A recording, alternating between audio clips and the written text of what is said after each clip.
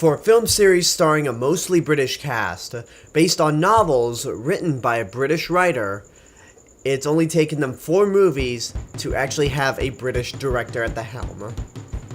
Hey, better late than never.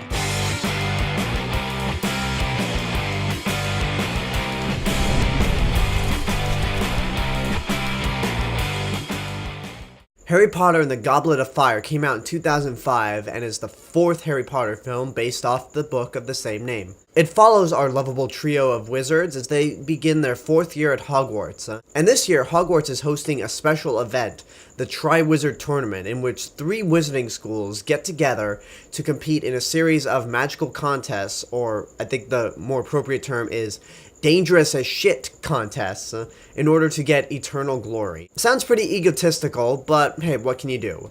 So, usually there are 3 champions selected.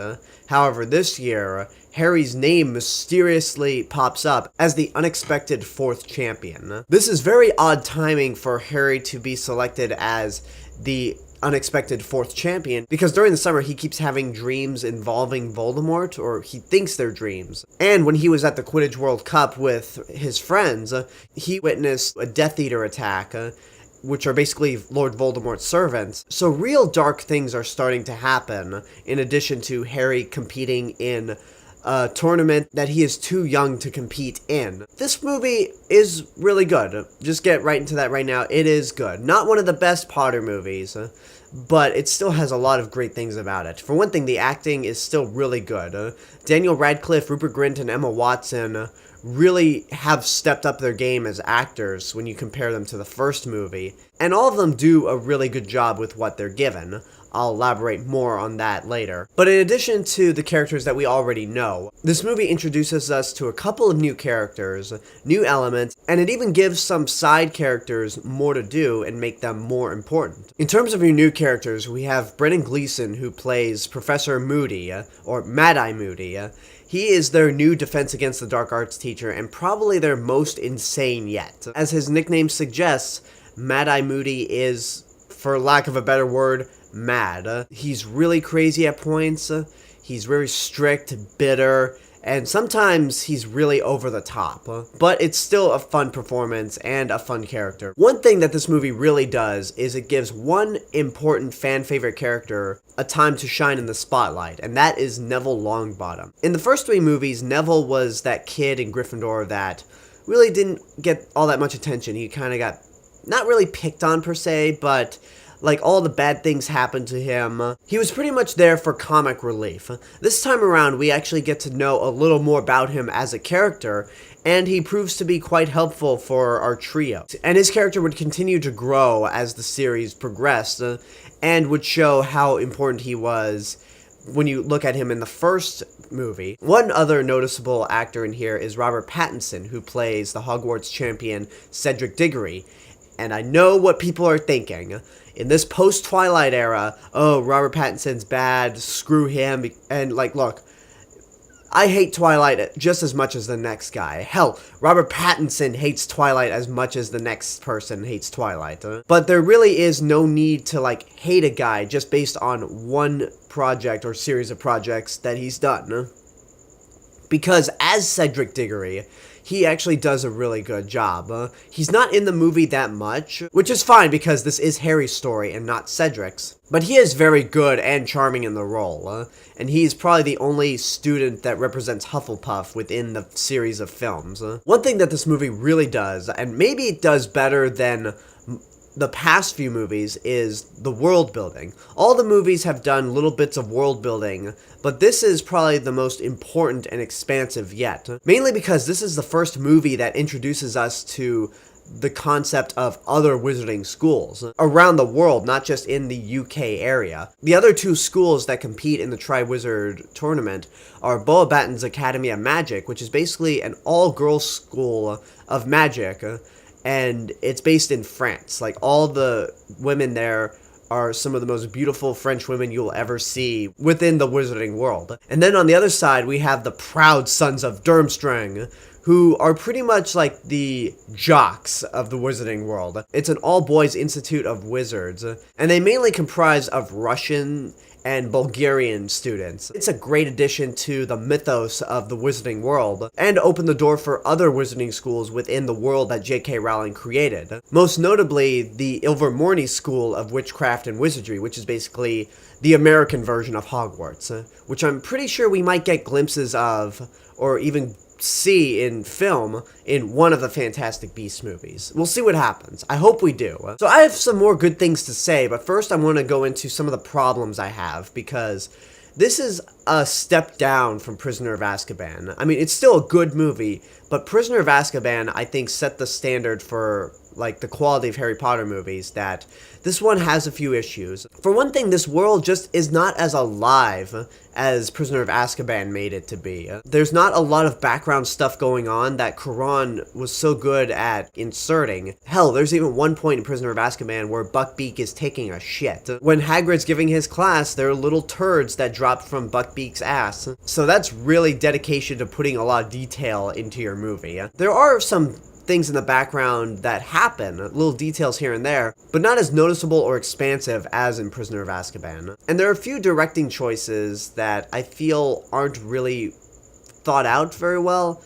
Maybe this is just me, but one issue I have with the movie is that when Harry is chosen as the champion, all the other Hogwarts students hate him for it, which is understandable, because nobody under the age of 17 can compete.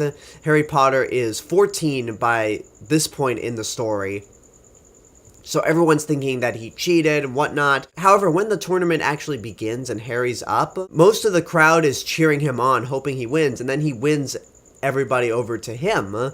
So it's just a weird transition that I don't think was handled all too well. Another thing that really bothered me is Hermione Granger. I know I said that Emma Watson is really good, but Hermione in this movie as a character, she feels very useless. When I think of Hermione Granger and what she's done throughout the series, and memorable moments with her, Goblet of Fire is the movie that I always keep forgetting, because mostly in this movie, like, she doesn't really do anything to contribute to the story. And whenever she's on the movie, she's usually really bitchy, whether she's crying or yelling at Harry and Ron, acting like their mother. Which is a damn shame, because I feel like with a series where the women are some of the more important characters in the series, Hermione here is a little wasted, but maybe she's done justice in the book. I haven't read Goblet of Fire yet, but just basing Hermione off this movie, it's not really all well done. And also, I feel like there are too many over-the-top moments in this movie. Even though I haven't read Goblet of Fire, the one thing that fans love to talk about is when Dumbledore approaches Harry about putting his name in the Goblet of Fire. In the book, it says that Dumbledore asks calmly, but in the movie, it's like, "Harry, did you put your name in the Goblet of Fire? Are you absolutely certain? Are you?" So it just comes across as little goofy. Even Brendan Gleeson's performance when he's acting insane or shouting comes across as little too over the top, but by far the champion of over the top performances in this movie is David Tennant, who plays a Death Eater. This dude is absolutely insane. He's so bizarre, crazy, and over the top that he almost could belong in a Warner Brothers cartoon, and he'd fit right in. And if I had one other criticism about this movie, is that the score is really good, but it's the first one not to be done by John Williams. Unlike with Star Wars, John Williams did not stick with the Harry Potter series. The composer here is Patrick Doyle, who does a really good job, and there are some great themes, especially the Quidditch World Cup, the theme for Durmstrang, and the Potter Waltz. But you can definitely sense John Williams' absence, because John Williams really made a strong impact with those first three movies, mainly the first and third one, that it's really hard to top. But Patrick Doyle's score is still really good and fits the magical wonder of the wizarding world.